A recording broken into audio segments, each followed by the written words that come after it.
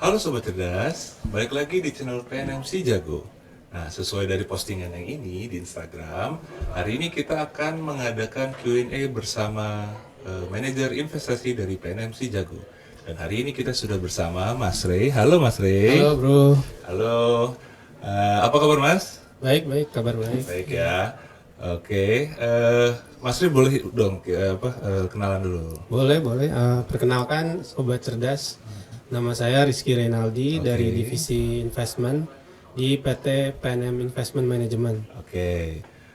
Udah berapa lama Mas di PNM? Kebetulan saya udah kurang lebih 4 tahun deh. 4 tahun ya. Oke, kalau gitu kita bisa panggil Mas Rey aja ya, boleh ya? Boleh. Boleh ya. Oke, jadi hari ini kita ada Q&A Mas. Nanti Mas Rey jawab pertanyaan dari follower si Jago. Kira-kira kayak gitu. Nanti Mas Rey tinggal jawab aja gitu ya. Oke, siap. Oke, udah siap ya? Siap. Oke, kita mulai. Ini pertanyaan pertama dari Amanda_90. Apa aja jenis reksadana di PNMC Jago dan mana yang paling cocok untuk pemula? Kalau reksadana di PNM Investment Management itu banyak ya jenisnya, hampir ada semua dari mulai reksadana pasar uang, reksadana pendapatan tetap, campuran sampai dengan reksadana saham kita ada semua. Ada semua ya. Terus kalau tadi pertanyaannya untuk pemula ya. Iya, Kalau pemula sih sebenarnya balik ke masing-masing orang ya, karena tiap orang kan kebutuhannya beda-beda. Siap. Tapi kalau untuk pemula boleh saya sarankan lebih baik ke reksadana pasar uang dulu kali. Reksadana pasar uang dulu ya. Itu untuk paling mungkin paling pas kali ya. Paling pas ya. Pemula. Walaupun sebetulnya portofolio orang-orang atau profil risikonya tuh beda-beda gitu ya. Beda-beda. Nah, cuman kalau mungkin untuk pemula yang masih coba-coba gitu. gitu ya. Kayak lebih uang baik dulu deh. pasar uang ya. Oke. Nice. Kita lanjut ke pertanyaan kedua. Pertanyaan kedua ini dari @imusikentang. Bagaimana cara mengelola resiko investasi? Kalau untuk mengelola resiko ya, berarti tipsnya itu yang pertama kita harus bisa memisahkan mana dana untuk investasi, mana dana untuk spending gitu.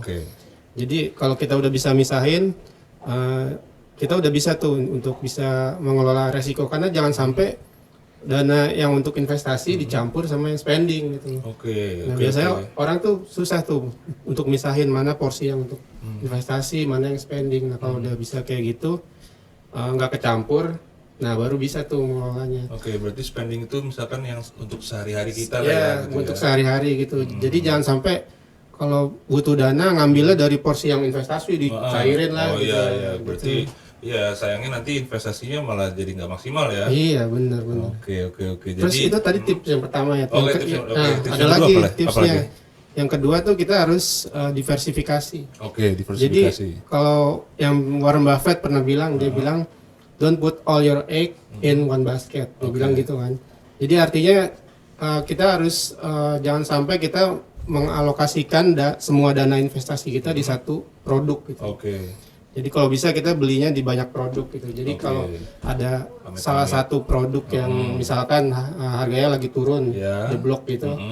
Nah, itu bisa dikompensasi karena kita udah diversifikasi di gitu. produk yang lain gitu. Jadi dananya nggak kumpul semua. Jadi amit-amit ada satu reksadana atau satu produk yang lagi anjlok, kita masih punya cadangannya di tempat lain gitu. Reksadana yang lain gitu ya. Itu jadi diversifikasi tips yang kedua. Apa ada tips lagi? Cukup sih kalau buat pemula kayaknya itu aja tips yang Oke. Nah, itu biasanya yang dilakukan pemula sih ya. Resiko itu memang selalu ada, tapi ya kita bisa meringankan resiko itu dengan berbagai cara tadi, dengan cara diversifikasi gitu ya Mas ya. Betul. Kita lanjut. Ini dia dari Office Regar. Apa itu cut loss dan kapan sebaiknya digunakan? Cut loss. Cut loss itu jadi sebenarnya itu istilah yang paling sering dipakai oleh investor saham ya kalau cut loss itu. Karena jadi cut loss itu gampangnya itu investor menjual sahamnya di harga yang di bawah dari harga belinya dia dulunya gitu. Nah, itu biasanya mereka lakukan kalau mereka pengen resikonya nggak lebih besar lagi, dia melihat ke depan, ini kayaknya bakal lebih turun lagi. Nah, lebih baik dia cut loss dah. Cut loss di situ Jadi dulu. resikonya di cut gitu. Iya, iya, Jadi iya. dijual sama dia gitu sih. Oh, jadi misalkan gini, apa namanya? Misalkan kita beli waktu itu di harga 10.000, terus kemudian nih harganya sekarang ini setelah kita beberapa bulan atau beberapa tahun gitu ya, ternyata nilainya turun gitu, 20% 20% gitu. Oh, ininya 20% gitu ya Mas ya. Terus habis itu kemudian Dia melihat ke depan. Oh, kayaknya nih bakal lebih Bakal turun turun lagi lagi, nih.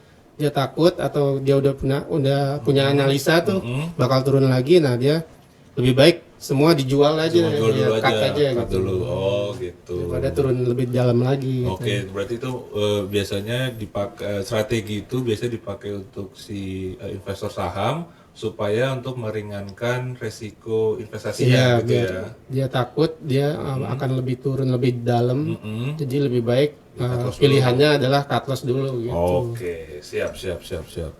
Wah, seru juga nih ya. Jadi pengen jadi investor saham nih gue. Oke. Ini pertanyaan selanjutnya. Apa pengalaman Mas Ray yang paling berkesan sebagai manajer investasi? Wow, kalau yang paling berkesan itu banyak sih. Tapi yang paling berkesan banget mungkin pada saat ketemu sama calon investor, atau calon klien tuh. Oke. Terutama klien institusi. Oke. Ya. Karena kita harus bisa meyakinkan bahwa mereka mau mengalokasikan dananya di kita gitu. Oke. Berinvestasi di salah satu produk kita gitu. Iya. Nah, itu tuh yang kita harus tekniknya tuh harus Oh iya, teknik penjualan tuh ya. penjualannya Oke. sama analisanya gimana analisa kita ke depannya gitu. Oh jadi analisanya mungkin kita udah misalnya nih kita mau ketemu klien nih kan, klien institusi. Terus kemudian kita mau berharap kalau mereka akan menaruh dananya di kita gitu ya, Iya. di Finance Jago ataupun di produk-produk investasi yang lain. Nah, terus kemudian kita berarti Mas Ray sama tim udah riset dulu, analisa pasar ke depannya gimana kira-kira supaya nanti bisa dibawa ke calon klien nih loh, ke depan kayak gini makanya masuk ke produk kita gitu ya kira-kira. Kurang lebih kayak gitu deh. Kurang lebih kayak Iya, gitu ya. kayak gitu deh. Wow, terus apa aja Mas kira-kira ini gue panjangin dikit ya. Iya, nggak apa-apa. Penasaran juga nih gue soalnya. Kalau misalnya kan kita ketemu tadi tuh sama calon klien. Iya. Nah, si calon klien itu biasanya tuh nyarinya apa, Mas? Oke deh kalau misalnya return tinggi ya semua kita juga pengen return Pasti, tinggi gitu ya. pengennya, Pasti kan iya. returnnya tinggi kan. Nah, kira-kira apa ya selain itu mungkin? Sebenarnya tantangan terbesarnya itu adalah mengidentifikasi si klien tuh profil resikonya kayak gimana Oke, sih iya, gitu. Ya. oke. Jadi nggak hanya investor individu aja, tapi yang institusi kita harus bisa menganalisa juga Oke. kebutuhan mereka seperti apa, kondisi keuangannya seperti apa gitu. Di situ sih tantangannya gitu. Oh, gitu ya. Jadi kalau kita misalkan salah mengidentifikasinya, misalkan dia butuhnya ini, tapi yang kita tawarin produk ini, Produknya nggak sesuai gitu ya. nanti kedepannya bisa bahaya tuh. Oh iya Gitu. iya, karena kan dananya nggak kecil juga Nggak ya kita kecil, taruh ya. ya. Oh iya iya, jadi kita harus memastikan guys. Tuh. Oh itu ya, wah seru juga nih. Ini baru tahu nih beneran nih kita belum pernah ada Q&A sama manajer investasi sebelumnya. gitu. Jadi apa wawasannya luas nih. Oke kalau gitu kita lanjut lagi ya. Boleh. Ini ada pertanyaan dari JS.mina. Apa tantangan terbesar yang pernah Mas Ray hadapi dalam mengelola portofolio? Nah, ini dalam mengelola portofolio nih, Mas. Oh, dalam mengelola portofolio. Ya. Nah, tantangan terbesarnya itu misalkan ya di awal kita udah kita analisa segala macam strategi udah jauh-jauh dalam-dalam gitu ya. Ya. Tiba-tiba di tengah jalan market itu kondisinya dinamikanya berubah. Tidak terduga tuh. Nggak keduga, benar-benar istilahnya black swan lah ya. Iya, oke. Yang mana itu di luar dari awal analisa kita gitu. oke. Nah, itu tantangan paling besarnya tuh. Tantangan besar. Pernah tuh Mas di sini? Pernah banget, iya. Pernah banget. Pas Covid terutama tuh Oh, pernah. pas Covid Iya, terutama ya. waktu zaman 2020 tuh. Itu gimana Mas? Biar supaya ininya balik lagi atau enggak misalkan biar resikonya nggak terlalu besar gitu gimana? Nah, itu dia. Jadi memang dari awalnya kita emang udah itu tadi kan mengelola resiko dulu kan. Resikonya kita identifikasi. Cuman pasti ada aja resiko yang di luar identifikasi kita gitu, yang kayak istilahnya black swan namanya. Black swan, Kayak oke. Covid kan nggak ada yang tahu. Iya. Siapa yang tahu gitu kan. Iya. Ya, jadi kita pada saat terjadi seperti itu ya harus bisa mengidentifikasi ulang gitu, harus cepat lagi kita gimana. Oh kayak gini, berarti ntar kita analisanya bakal berubah gitu. Oh iya. Kita ubah iya. langsung. Wow, menarik banget ya. Iya. Ini pertama kali, nanti gue kasih ini ya guys, penjelasan di sini Black Swan itu apa. Jadi nanti biar kalian nyambung juga semua ya. Ada Black Swan, ada cut loss tadi, nanti kita kasih semuanya di sini. Oke, kira-kira sampai di sini dulu aja Q&A-nya. Terima kasih teman-teman semua yang sudah bertanya, dan maaf nggak bisa dibacain semuanya satu persatu. Karena lumayan banyak pertanyaannya, jadi kita pilih yang beberapa yang bersangkutan lah ya. Nah, terus kemudian Mas Rey juga terima kasih sudah bisa hadir, sudah meluangkan waktunya. Sama-sama, terima kasih udah diundang. Iya. Nanti mungkin kalau misalnya ada pertanyaan-pertanyaan lain, nanti mungkin kita bisa buat part 2 kali ya. Boleh. Boleh ya. Oke. Terima kasih teman-teman semua. Kalau video ini bermanfaat, silahkan like, share video ini, dan kalau bermanfaat bisa di-share juga ke teman-teman kalian. Komen juga di bawah pertanyaan-pertanyaan lain. Kalau misalnya kalian ada pertanyaan, silahkan komen di bawah. Insya Allah kita akan ketemu lagi, dan insya Allah kita akan bisa menjawab di konten selanjutnya. Akhir kata, gue Fikri, gue pamit. Dadah. Terima kasih Mas Rey. Dadah. Edit dulu kan ya. Ini dulu.